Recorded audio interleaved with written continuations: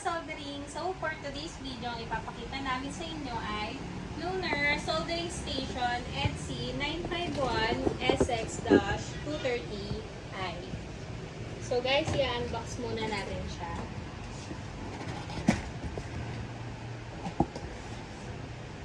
So guys, meron siyang kasamang manual.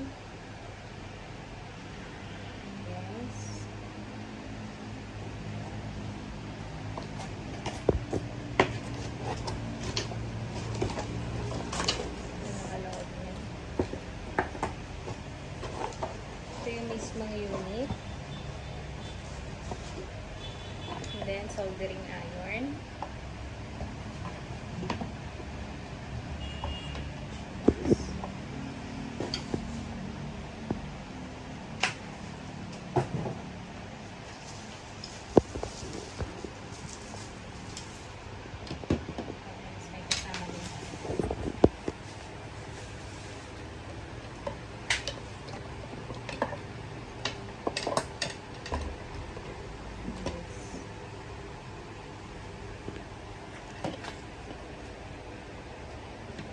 So what is Lunar Soldering Station EDSI 951SX-230i? The Lunar Soldering Station is a temperature-controlled soldering base plus iron produced by EDSI. The 951SX-230i denotes a variant designed for 30 volts main power, 50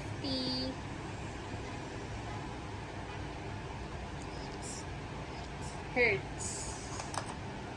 Suitable for regions using 230 volts rather than 120 volts. It's part of a standard industry soldering station lineup. Dependable, modular, and widely used for manufacturing, repair, or hobby level for soldering jobs. Key specs and features. Temperature range, 400 Fahrenheit to 800 Fahrenheit. 205 degrees Celsius to 427 degrees Celsius. Temperature regulation accuracy. Positive negative 6 Fahrenheit. Positive negative 3 degrees Celsius. Power rating 15 watts to 20 watts.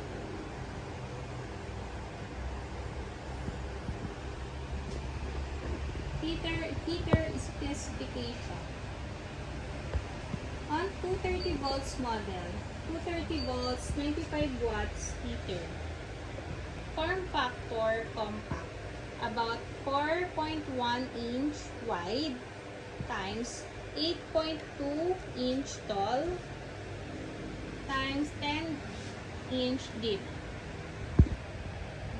104 by 208 by 254 mm. So, ang weight niya ay 2.5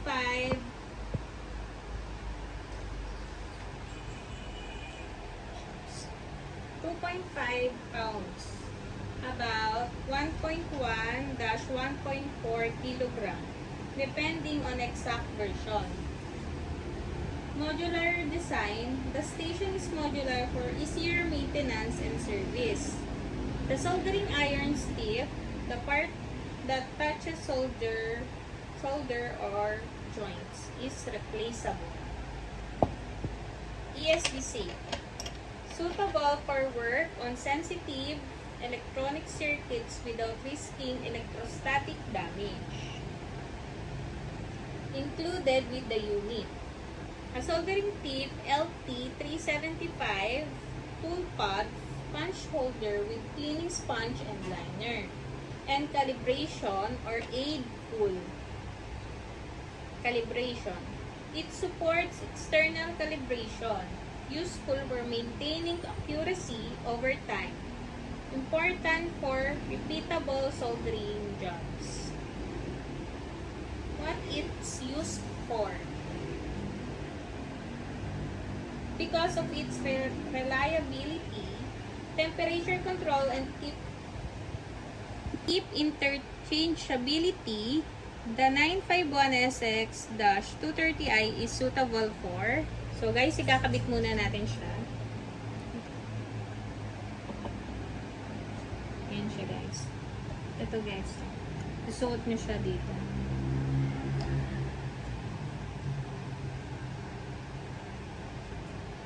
Ang patungan ng ating soldering iron.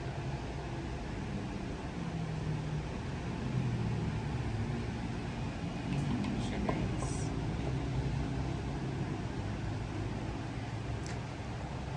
Number 1. General soldering task. Through-hole components, connectors, wires. Number 2. Electronics repair. Motherboards, vintage electronics, custom circuits.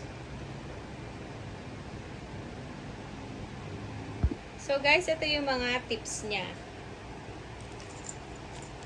Sold separately sila guys.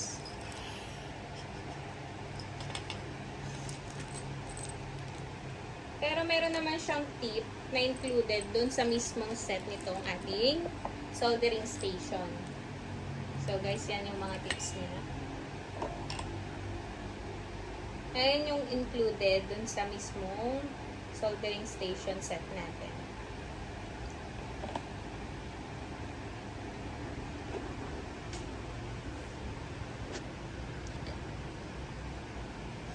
Number 3.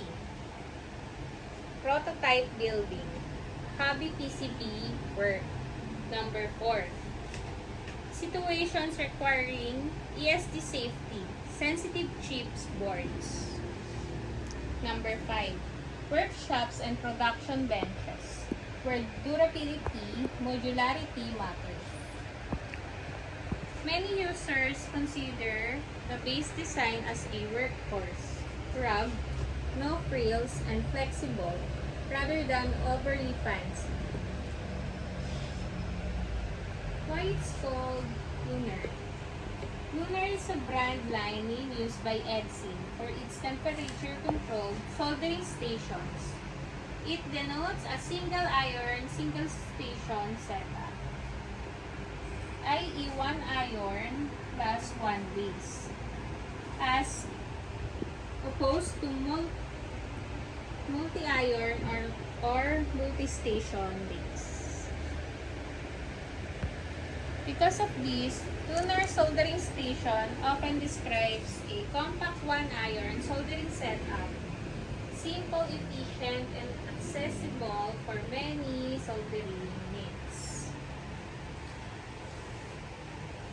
So, ayun lang guys. Ayan ang ating Lunar soldering station, 230 volts, Edsyn 951SX-230i.